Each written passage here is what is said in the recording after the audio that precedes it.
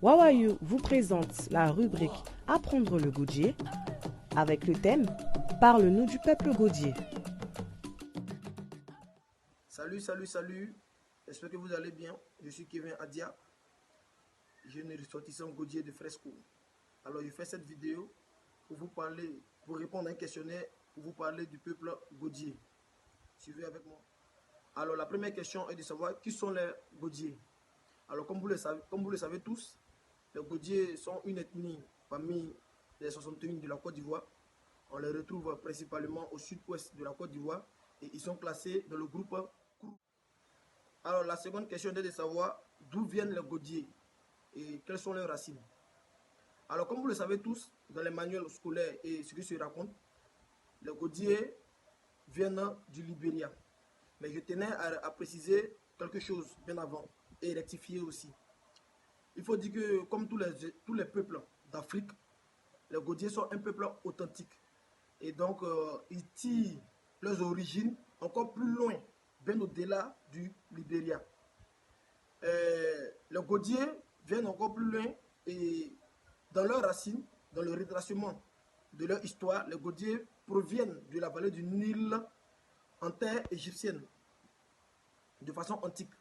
Alors c'est de la vallée du Nil que les Godiés ont fait leur passage par l'Éthiopie avant d'arriver au Libéria, puis se sont installés dans la zone côtière. Et c'est dans la zone côtière qu'ils se sont subdivisés. C'est dans la zone côtière que les Godiés se sont subdivisés. Et on retrouve dans cette subdivision les Godiés de Fresco, ce qu'on appelle en langue maternelle les Koignons. Et après les Godiés de Fresco qui sont plus lagunaires, on a les Godiés de la côtière, qu'on appelle les Logrégnons, dans notre jargon, dans notre ethnie. Les Logrégnons, c'est ceux qui sont sur la côtière. Et c'est chez les Godiés de la côtière qu'on retrouve les éléphants, touristiquement parlant. Et après eux, on a les Godiés de l'âge. Alors, pour la troisième question, on demande de citer les villages occupés par les Godiés. Alors, ce que vous devez savoir, c'est que les Godiés, on les retrouve dans la région du Boclé. La région du Boclé qui a pour chef-lieu Sassandra, mais qui est divisée en deux départements. Il y a le département de Fresco et le département de Sassandra. Alors, les Godiés sont principalement trouvés dans le département de Fresco. C'est-à-dire que le Godié Nord et le Godié Est, quand tu prends la commune de Fresco, il y a la sous-préfecture de Gbagam, où on retrouve les Godiés, la sous-préfecture de Taïri, où on retrouve les Godiés, et il y a aussi la sous-préfecture de Fresco, où on retrouve les Godiés. Et minoritairement parlant, dans le département de Sassandra, les Godiés sont en minorité. Du coup, on les retrouve dans les villages, dans plusieurs villages d'ailleurs, mais dans les villages Godiés, comme les Godjiboué, Kogropo, Nadriboué, Adebem, Niago, tous ces villages-là, voilà, il y en a plusieurs, voilà, mais qui sont en minorité à Sassandra, parce que Sassandra est occupée par les Néo. Donc ils sont en minorité dans le département de Sassandra et ils sont majoritairement retrouvés dans le département de Fresco. Alors la quatrième question était de savoir qui sont les alliés de Godié. Alors, ce que vous devez savoir ici, quand on parle d'alliance, dans les manuels scolaires, on parle seulement que de l'alliance ethnique. Mais moi, je vais aller encore plus loin. Voilà, je vais aller encore plus loin en essayant de rattacher ce qu'on appelle l'alliance culturelle à cette question. Donc, cette question aura deux volets. Donc, l'alliance ethnique et l'alliance culturelle.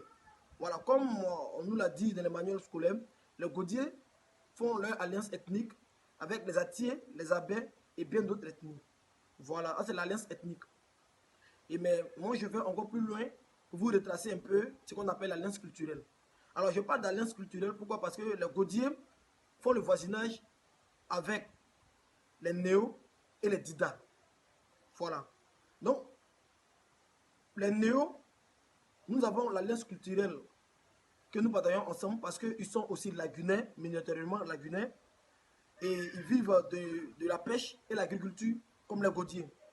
Et après ça, nous avons aussi les recettes culinaires que nous partageons ensemble parce que nous avons à peu près la même manière de manger. Nous avons les mêmes mets.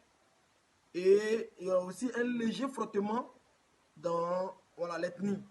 Quand nous parlons, la tonalité et il y a aussi les ressortis du godier, les mots qu'on retrouve dans le néo.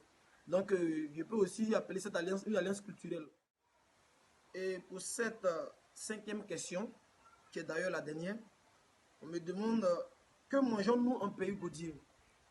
Voilà, eh bien, en pays godier, il faut dire que, je tenais à préciser, je pèse mes mots, il faut dire que vraiment, le peuple godier est un peuple qui est vraiment doué en cuisine, qui a de très bons mets, qui a de très bonnes recettes culinaires, qui sont d'ailleurs beaucoup sollicitées touristiquement parlant.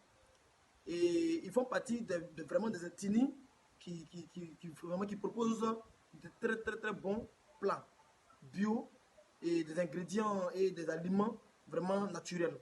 Voilà, donc en pays godier, vraiment, on retrouve des mets, des plats, des propositions de mets qui sont vraiment circulants, Et les godiers, comme nourriture de base, puisqu'ils vivent de l'agriculture, ils cultivent beaucoup le manioc, la tiéké. Voilà, à travers la tiéké, les godiers font beaucoup de choses, voilà, comme des recettes que nous connaissons très bien en pays godier, qu'on appelle le soussoube, qui est fait à base de l'amidon du manioc, le soussoube. Voilà, pour les connaisseurs, ils peuvent voilà, s'en rappeler, l'occasion le même beaucoup en pays godier.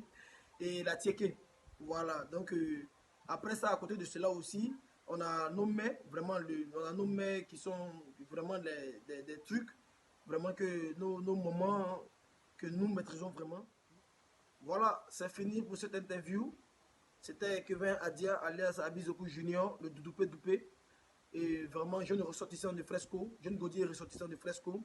Voilà, je tenais à vous dire que il faut venir au village, il faut venir découvrir son village, il faut venir découvrir ses racines, il faut venir apprendre voilà, auprès des anciens, il faut venir apprendre l'histoire de son origine. Car je n'ai pas eu besoin d'avoir le doctorat, la maîtrise, de faire de grandes études pour connaître l'histoire de mon peuple. J'ai juste fait des recherches personnelles et voilà, j'ai aimé. Donc je vous exhorte à aimer comme moi, à apprendre et à partager voilà, la culture de chez vous. Car, comme le disait le professeur Dago Gérald Lezou, celui qui sait d'où il vient, il saura toujours où il va. Je vous exhorte à venir découvrir Fresco et ces différents villages. C'était Kevin Adia. Bisous, bisous, bye bye. Merci pour votre écoute. On like, on commente et on partage.